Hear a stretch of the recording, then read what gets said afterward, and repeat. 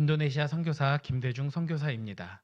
네, 제가 이렇게 앞에 넘어서 박수를 이렇게 크게 받아본 적은 처음인 것 같아요. 네, 굉장히 떨리네요. 네, 어, 네. 먼저 설교에 앞서서요. 먼저 이 자리를 허락해 주신 하나님께 감사드리고요. 또한 이 자리를 허락해 주신 강민석 담임 목사님과 갈빈교회 성도님들에게 감사 인사드립니다. 네, 제가 먼저 선교 보고를 살짝 하고요. 그리고 나서 말씀을 전하도록 하겠습니다. 네, PPT 한번 띄워주시겠어요? 네, 네, 넘겨주세요. 네, 하나 더 넘겨주세요. 네, 인도네시아의 언어는요, 바하사 인도네시아어를 사용합니다. 네, 그 이유는요, 인도네시아에는요, 종족이 굉장히 많습니다. 한 300여 종족이 되고요. 그 종족들마다 언어가 다 다릅니다. 저희 나라처럼 사투리의 개념이 아니라요. 진짜 뭐 일본어를 듣는 것과 중국어를 듣는 것 같은 개념의 언어가 다르게 되어 있는 것이요. 바로 종족들의 언어입니다. 그렇기 때문에 그 인도네시아에서 하나의 공용어를 만든 것이 바로 바하사 인도네시아입니다. 인도네시아의 면적은요. 1억 9천만 헥타르입니다.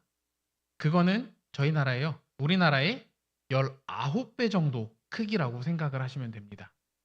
그리고 인구는 2억 7천여 명, 세계 4위의 인구가 있고요. 그리고 네, 제가 GDP를 적었는데요.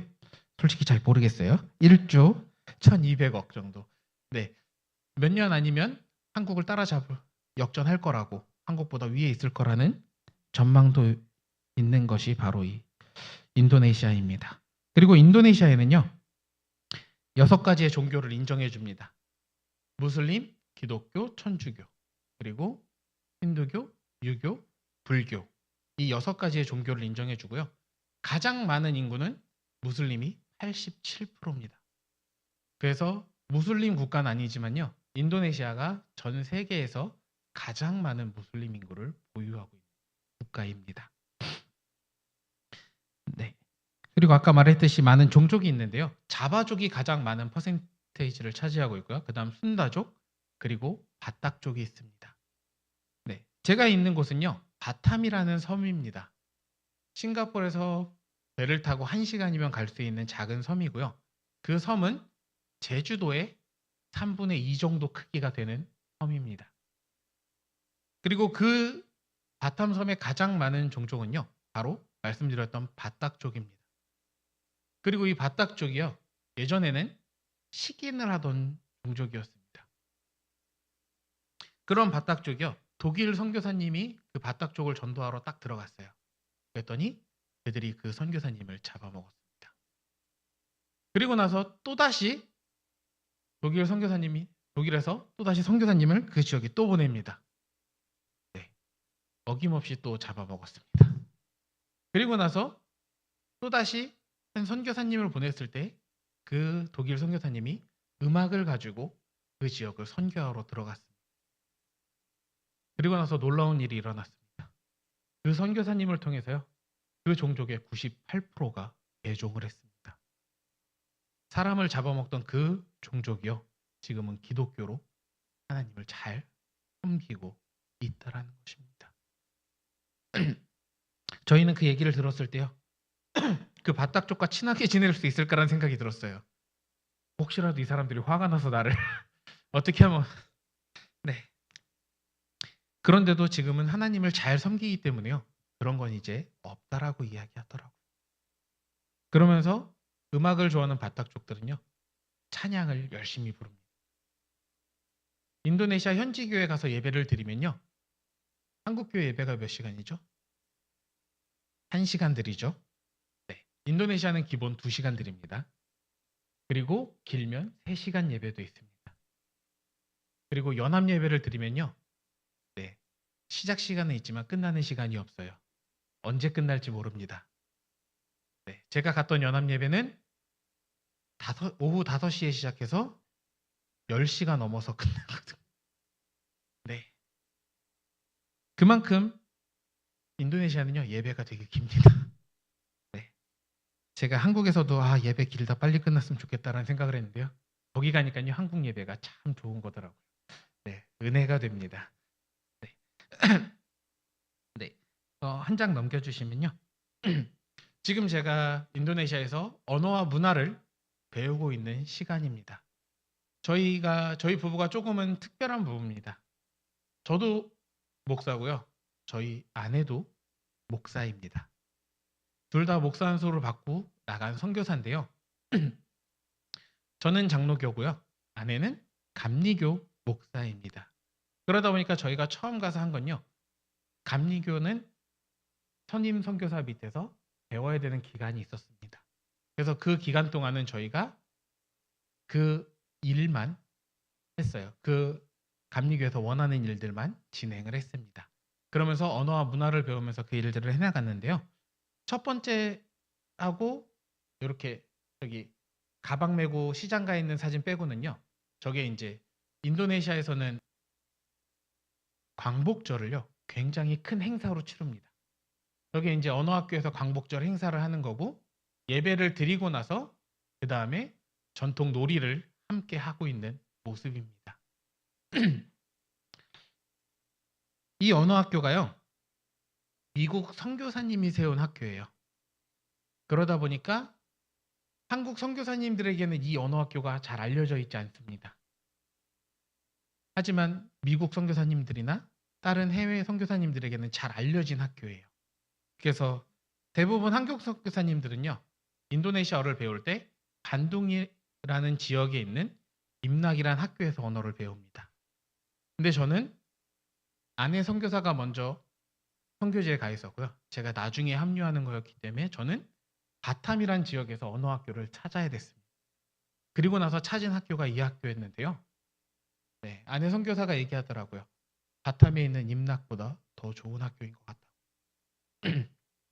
네, 제가 이 학교를 찾기 전에는요. 대학교에서 수업을 들었어요. 근데 그 대학교에서 수업은요. 다른 사람과 대화하는 위주가 아니라 그냥 문법 위주입니다. 그러다 보니까 사람들과 대화가요. 잘 되지 않는 거예요. 왜? 저희도 얘기할 때 누가 국어책 문장 쓰듯이 그렇게 얘기하지 않잖아요. 그냥 편하게 얘기하지 않습니까? 그러다 보니까 사람들이 굉장히 희한하게 저를 쳐다보더라고요. 쟤 왜 말이 저렇지? 라는 식으로 저를 쳐다봤어요. 근데 저희 가서 언어를 배우면서 점점 평상시 대화는 이렇게 해야 되는 거고 또 설교할 때 설교는 또 다른 용어를 사용해야 되는 거를요. 저기서 지금 배우고 있습니다. 그리고 가장 좋은 건요. 저기 학교 선생님들은 다 기독교라는 겁니다. 그렇기 때문에요. 저기서는 하나님을 이야기해도 또 하나님의 믿는 상황을 이야기해도요. 아무런 문제가 되지 않습니다. 네, 다음 넘겨주시면요. 네, 저희가 하고 있는 사역, 작년까지 저희가 했던 사역입니다. 저 사역이 뭐냐면요.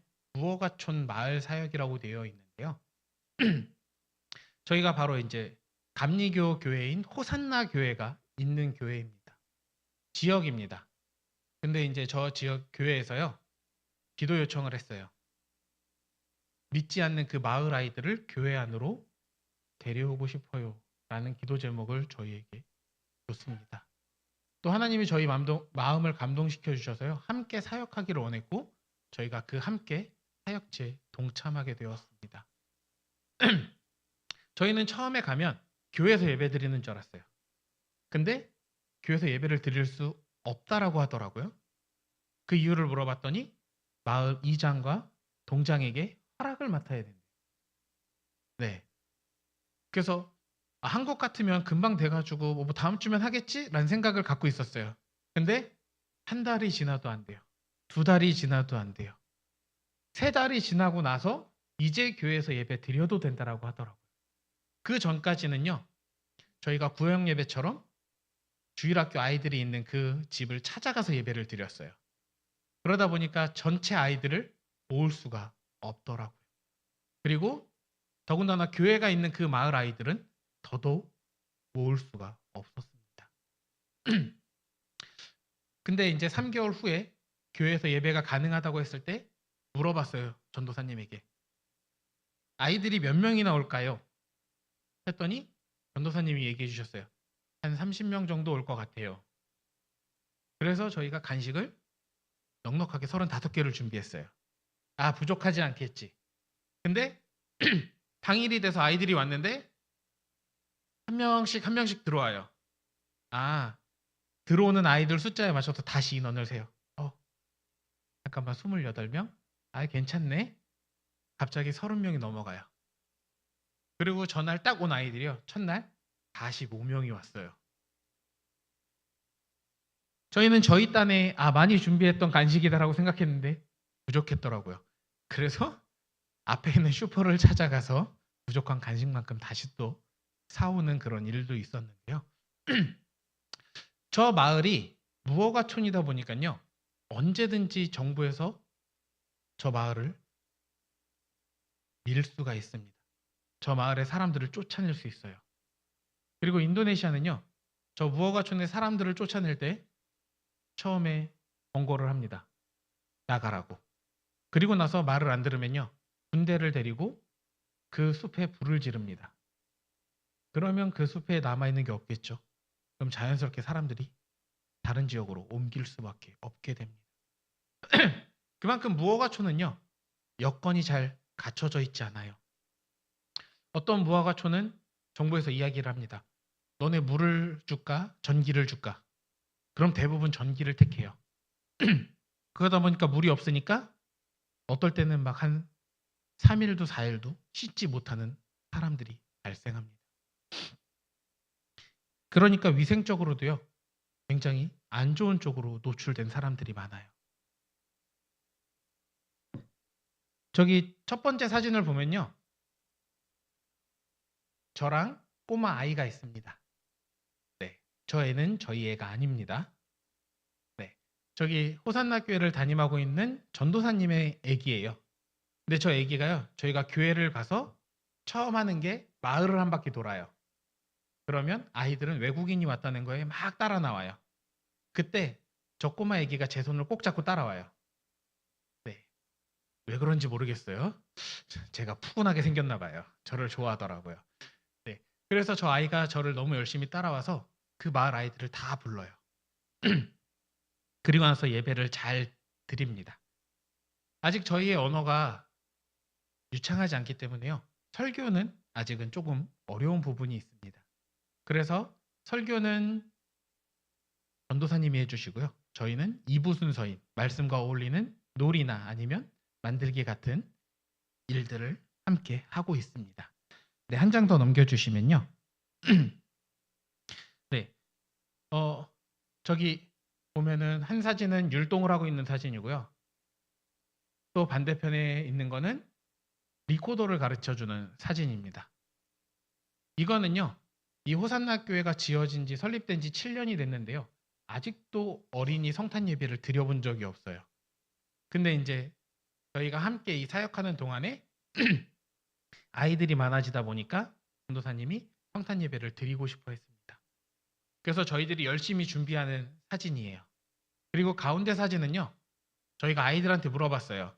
한국에 대해서 뭐 알아? 라고 물어봤을 때 아이들이 하는 얘기가 네, 드라마도 얘기하고요.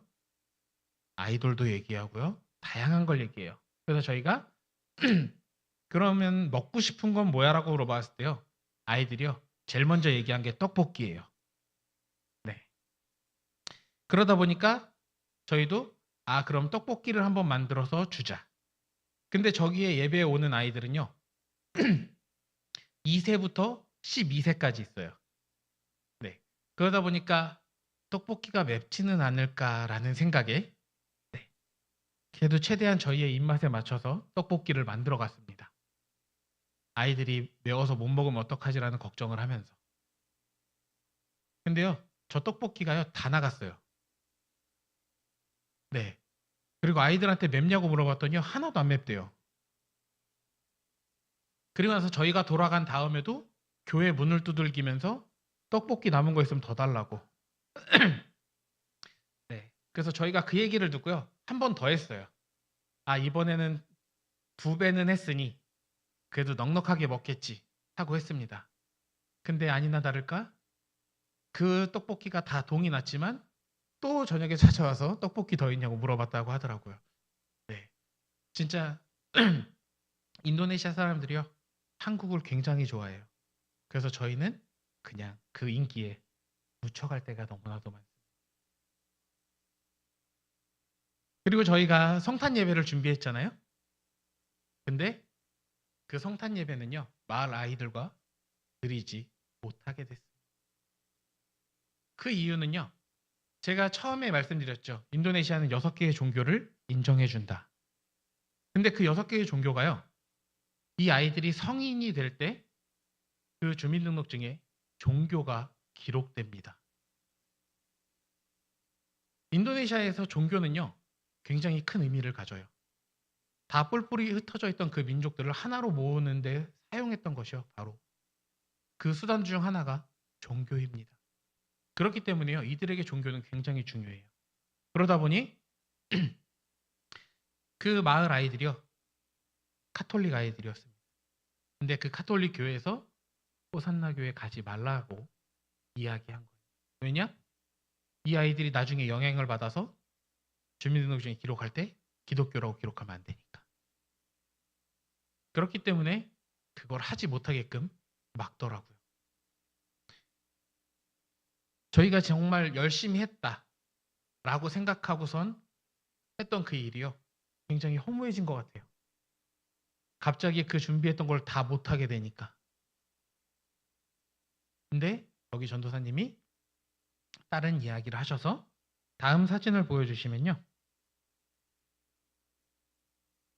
여기에 바로 호산나 교회 성탄 예배입니다. 주일학교. 굉장히 많이 모였죠. 저건 마을 아이들이요. 한 명도 없습니다. 저기에. 그 주변에 있는 주일학교 아이들 연합으로요. 성탄 예배를 드렸습니다. 이게 다 끝나고 나서요. 아내하고 이야기했어요. 그랬더니 아내가 그러더라고요. 이거를 마을 행사로 했었으면 어땠을까? 아이들이 그렇게 준비한 거를 마을 행사에서 발표회처럼 했었으면 어땠을까? 그럼 그 마을 아이들이 교회에 들어오지 않았을까? 이 성탄 예배가 드려질 동안에요. 마을 아이들은요. 밖에서 교회 앞만 바라봤다고. 그 교회 앞만 바라보면서요. 본인도 했던 그 율동들을요. 밖에서 따라하고 있어요. 그 아이들이 너무 눈에 밟히더라고요. 근데 이런 무허가촌의 아이들은요. 더 열악한 데는요. 저런 아이들이요. 길거리에 나와서 구걸을 합니다. 굉장히 불쌍하죠. 저희도 처음에는요. 그 아이들에게 돈을 지어줬어요. 근데 나중에 알고 보니까요. 그 아이들을 내보내는 보스가 있다고 합니다. 본인들의 할당량의 금액을 못 채우면요. 맞는데요. 그러다 보니까 저희는요. 그 아이들에게요. 돈을 주지 않아요. 차라리 먹을 걸 줍니다. 그 금액을 못 채워서 맞아서 한 푼도 못 받아서 쫄쫄 굶는 것보다요. 그냥 그때 그 아이들이 먹을 수 있는 음식을요. 주게 되더라고요. 그만큼 무허가촌이요. 저희들의 마음에는요. 굉장히 하나님이 주신 사역지로 다가옵니다. 처음에는 인도네시아가 이렇게 열악하진 않겠지라는 생각으로 갔지만요. 실제로 본 인도네시아는 빈부격차에 따라서 열악한 데는 너무나도 열악한 상황입니다. 네. 다음 넘겨주시겠어요? 네, 다음은 제가 이제 협력 선교를 하고 있는 모습입니다. 네. 저를 보시면 어떨까요? 제가 운동을 잘할까요? 못할까요? 감사합니다. 네. 네. 제가 이렇게 보여도요. 어릴 때는 태권도 선수를 했고요. 네.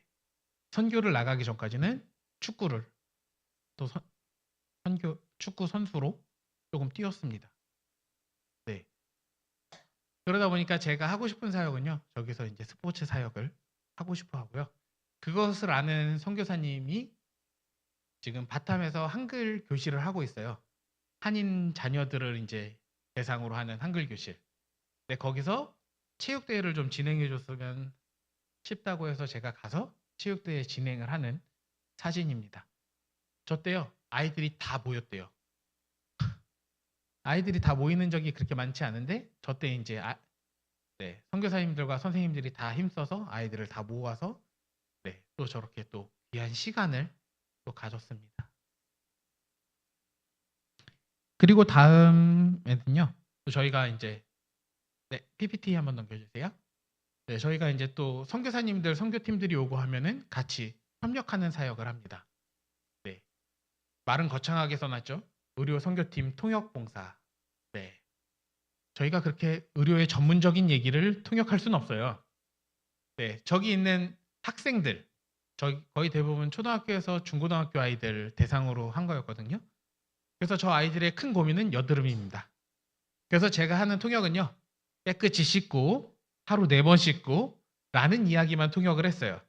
네, 그렇게 거창하게 할 수가 없습니다. 네, 그리고 마을 선교팀 협력 사역도 같이 했었는데요. 네, 저 마을 선교팀이 와서요, 저희가 딱 처음에 인사를 했어요. 저희는 바탐에서 선교하고 있는 김대중 선교사입니다라고 이야기했어요. 그랬더니 이틀 후에 어떤 권사님이 저희 와이프 손을 꼭 잡으면서 한마디 했어요. 남편분이 한국말을 너무 잘해요. 네, 제가 한국 사람처럼 안 보이나 봐요. 네. 그리고 나서 다음 선교팀이 또 들어왔어요. 그리고 나서 저희 와이프 손을 꼭 잡고 또 한 번 얘기했습니다. 남편분이 어떻게 한국말을 그렇게 잘해요? 네. 저는 아마 성공한 현지인인가 봐요. 외국인 아내를 얻은. 네. 저는 한국 사람들만 그런 줄 알았더니요. 현지에서도 너무 저를 현지인 취급을 해줘요. 네. 모든 사람이 부러움의 눈으로 저를 봐요, 남자들이. 쟤는 뭔데 저렇게 외국인 아내를 얻어서? 네. 라는 표정을 저를 봐요. 하지만 제가 입을 여는 순간, 아, 쟤도 외국인이구나, 라고 얘기를 해줘요. 네. 네. 인도네시아가 그래도 조금은 치안적으로는 안전하다고 하지만, 밤늦게는 나가지 말라고 이야기를 하거든요. 근데 저는 밤늦게 나가도 안전해요. 현지인들이 다 물어봐요. 어디가? 네. 다른 선교사님들한테 물어봤더니 그런 적이 없다고 하는데 저는 그렇더라고요. 제가 인도네시아에 딱 맞나 봐요. 아주 현지화가 너무 잘 돼 있습니다. 그러다 보니까 저희 와이프는 너무 편안하게 잘 다니고 있어요. 현지 남편과 함께. 네. 그리고 또 한 장 넘겨주시면요. 저희가 의료 선교팀을 했던 그 선교사님네 센터에 가서 제가 첫 설교를 했습니다. 나간 지 2년도 안 된 선교사가 어떻게 첫 설교를 했을까요? 네. 학교에서요. 다 검사 받았었어요. 설교 이렇게 해도 되냐고. 그러고 나서 다 가서 했는데요. 저기 사진에 보면요. 제가요. 앞을 못 보죠.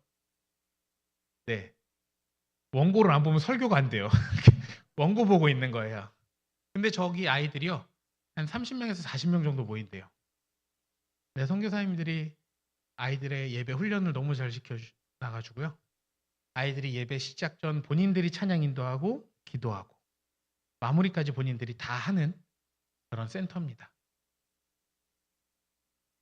네. 제가 정말 초임 선교사가 정말 은혜를 입어서 네, 설교를 했던 저런 은혜가 있었습니다. 네, 다행히 저 때 저를 현지인으로 안 봤어요. 네, 학생들이 현지인으로 안 봐줘서 너무 감사하더라고요. 여기까지가 제가 지금 인도네시아에서 선교했던 선교 보고입니다. 네, 이제 말씀을 전할 텐데요. 저를 인도네시아에 보낸 건 누굴까요? 네, 맞습니다. 하나님이십니다. 근데 제가요, 인도네시아 가서요, 내가 하고 싶은 것도 있고 내가 잘할 것도 있는 것 같은데 왜 하나님 나를 안 써주세요? 내가 오고 싶어서 온 건 아닌 것 같은데 하나님 나를 왜 안 써주세요? 그때 하나님이 딱 저에게 이야기해 주신 게요. 내가 너 거기 보냈어 라는 얘기를 해주셨어요. 그니까요 하나님 보내셨으면 저를 써야죠. 저를 왜 안 쓰십니까? 라고 했더니 하나님이 기다리라고 하셨어요. 네, 저희 부부가 다른 선교사님들이 봤을 땐 되게 특별해요. 교단도 다르고 서로 목사고 서로 하고 싶은 사역의 방향도 조금은 다릅니다. 저희가 처음에 그 호산나 교회 사역을 한 것도요. 아내 선교사가 그 바탐, 또 인도네시아 현지 주일학교를 보고요. 굉장히 마음 아파했어요. 그 이유는요. 그 아이들이요. 교재 하나 가지고요. 유치부부터 청년까지 하나의 교재와 활동을 합니다. 그러니 아이들에게 그 수준에 맞지 않은 활동을 할 때가요. 너무나도 많다라는 거예요. 중고등학생들이 봤을 때는 너무 재미없는 거, 또 모두 다 알고 있는 것들을 해야 되고, 또 너무 어린애들이 봤을 땐 본인들이 따라하기 힘든 것들을 하고 있다라는 거죠. 그러다 보니까 저희 아내가 한국에 있을 때도 영유아 사역을 했어요.